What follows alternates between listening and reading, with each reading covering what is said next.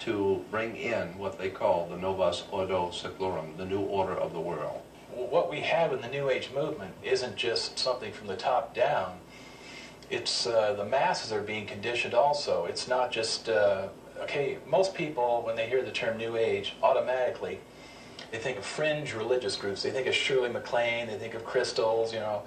But this goes far beyond, you know, individuals like that, personalities.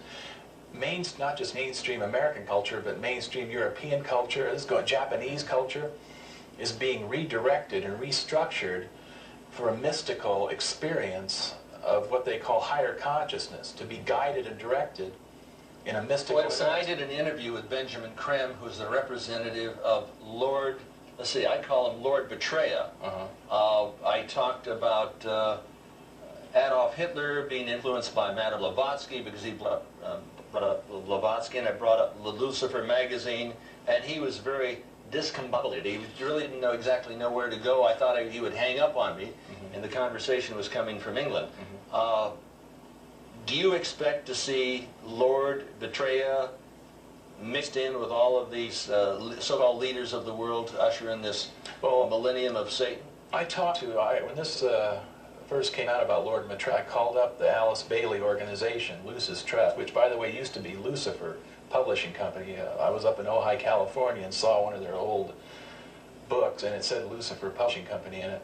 But I called up the Alice Bailey organization and talked to their head person, and he told me that Benjamin Creme was like a renegade, that his Lord Betraya did not have the official sanction of the Alice Bailey organization. This is the meditation center in Ojai? Oh, New York City. By the way, Alice Bailey's group was in the United Nations Plaza.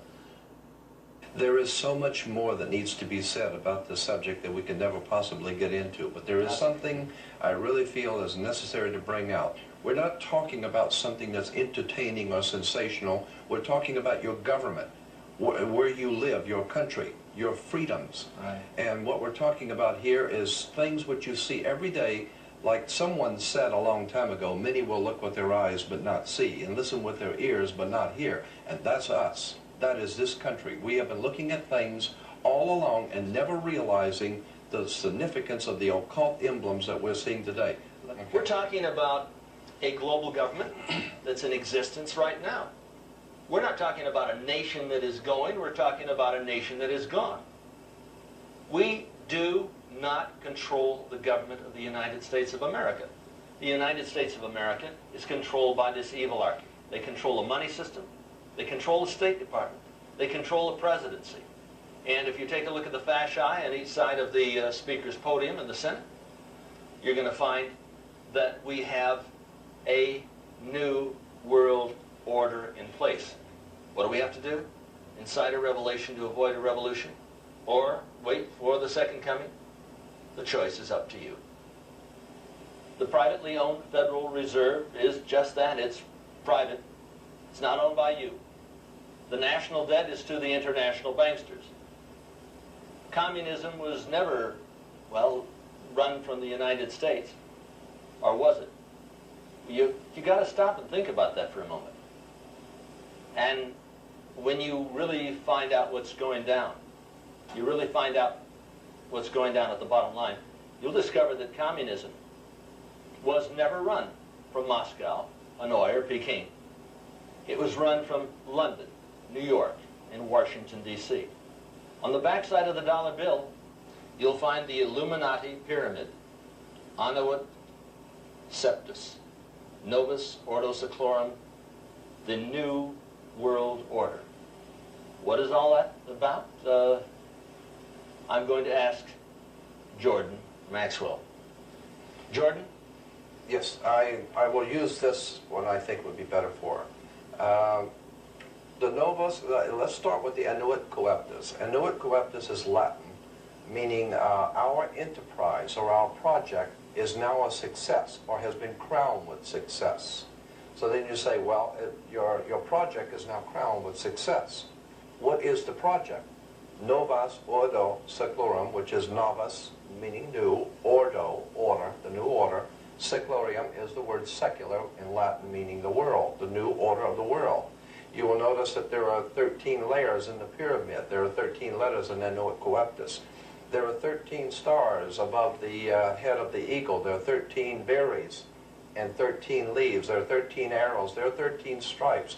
Everything is done in a sequence of 13 except the wings, which are 32 and 33 for the 32nd degree and 33rd degree of Freemasonry. The 13 is said to be an unlucky number because it represents originally Jesus and the 12, because Jesus and the 12 are the basis for the world. And so this has been borrowed and used, and I think very cleverly. So it's an unlucky number, we're told, because you're not supposed to use it. To show you how this symbolism on the dollar bill is there's quite a bit of symbolism on the dollar bill here. I want to draw your attention to the right-hand side of the $1 bill at the top on the 1. You'll see at the top, right here on the little curvature, if you look very closely, you will see an owl that you can. It is used as a symbol because it sees things in the dark. The little owl on the symbol on the dollar bill is to symbolize something, the Bohemian Society, which is incidentally meeting this month up in San Francisco. The owl is a occult symbol used by the Bohemian Society and the Illuminati in general because it symbolizes that you can. It is used as a symbol because it sees things in the dark, and that's why it's wise, implying that our political leaders are seeing things in the dark. They are aware of many dark things which are going on, and that's why they're wise, and you're not. So that's why they are the owls on the dollar. It's important to bring up this particular point. The Bohemian Grove, and this is where all of the fellas meet and run around it in the forest nude, is where this new counsel for the President of the United States goes when he is on vacation. And his name is? Yeah, well, all the presidents are No, there. I'm talking about the new so-called Republican advisor of to the President of the United States. And of course we found individuals like Ronald Reagan, Gerald Ford, Carter, all dressed in black robes, hooded robes, looking up and worshiping what? The owl. The owl in front of a bonfire, a large bonfire. And incidentally, we have pictures of all of the American presidents. This has appeared in 3 different magazines, which I have color pictures of. All the American presidents standing around the bonfire in capes and pointed hats, like the Ku Klux Klan type of regalia. Well, I'm a little confused, yes. and maybe others are out there. Look, what is this Bohemian Society? Where are they located? And are they another subgroup of the Skull and Bones, the Illuminati, the Bilderbergers? I mean, all these other cults are they're just another subgroup, then, right? Yes, but this is a social group. This is purely a social get-together that they say they do not express business or discuss business. Wait a minute, I don't think so. In a social group, you don't generally stand out in the woods dressed in Ku Klux Klan outfits, you know, worshiping the owl. Yeah, in front of a bonfire. But there's a reason for that, because the fire is the fire of illumination. The fire of the Illuminati. Of the Illuminati, of course. And we're talking about Ronald Reagan, who so many the conservatives supported. They used to call him Red Ronnie. Absolutely. Ronald Reagan is a member of this organization, just as and incidentally, in their own publication, they say that the reason they are called the Bohemian Society because a Bohemian is someone, I'm roughly paraphrasing, someone who does not live by the same morals and ethics that the populace does. And so they're saying that the people who lead this country meet in private because they don't live by the same morals and ethics you do.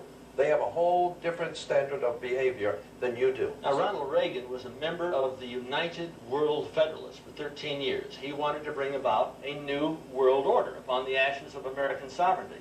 Is it possible that you haven't got the full message about Red Ronnie? In fact, Red Ronnie, it's not my terms. That's what they called him in Hollywood.